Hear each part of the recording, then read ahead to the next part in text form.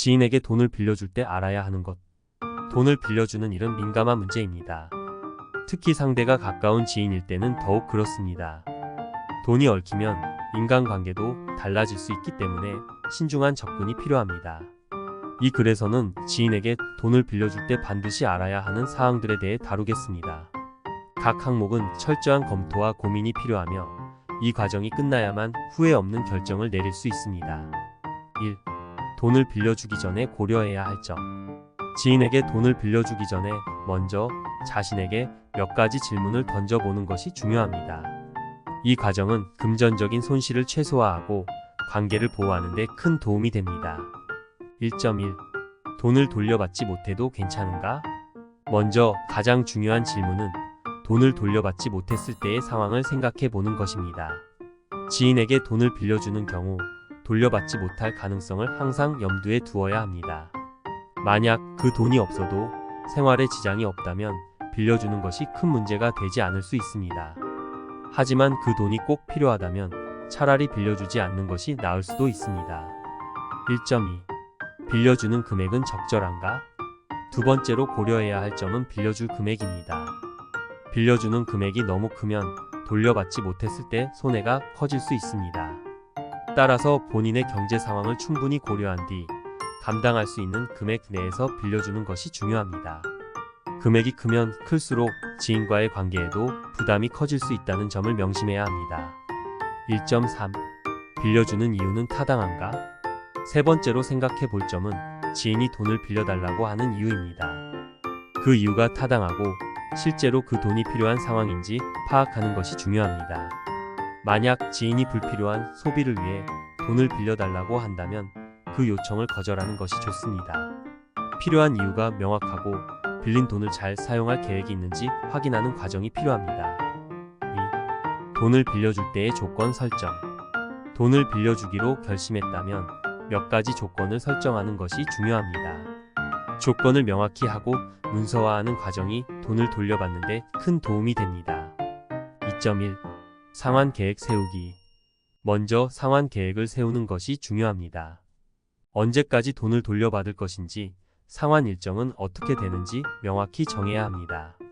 지인과의 약속이라 하더라도 구체적인 상환 계획이 없다면 나중에 문제가 발생할 수 있습니다. 상환 계획은 구두 약속보다는 문서로 남기는 것이 안전합니다. 문서로 남겨두면 추후 문제가 발생했을 때 증거로 사용할 수 있습니다. 2.2. 이자 조건 설정. 두 번째로 고려할 점은 이자 조건입니다. 이자를 받을 것인지 받는다면 얼마를 받을 것인지 결정해야 합니다. 이자를 받는 것이 부담스럽다면 최소한 빌려주는 금액만이라도 정확히 돌려받을 수 있도록 조건을 설정해야 합니다. 이자 조건을 설정하는 것은 지인과의 관계를 고려해야 하지만 공정한 거래를 위해 필요할 수 있습니다. 2.3. 보증인 또는 담보 설정. 마지막으로 가능하다면 보증인이나 담보를 설정하는 것도 방법입니다.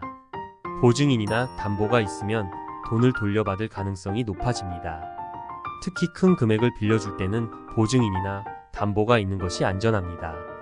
지인이 이에 대해 불편해할 수 있지만 본인의 금전적 안전을 위해 필요하다는 점을 설명하면 이해를 구할 수 있을 것입니다. 3. 돈을 빌려준 후의 관리. 돈을 빌려준 후에도 꾸준히 관리가 필요합니다.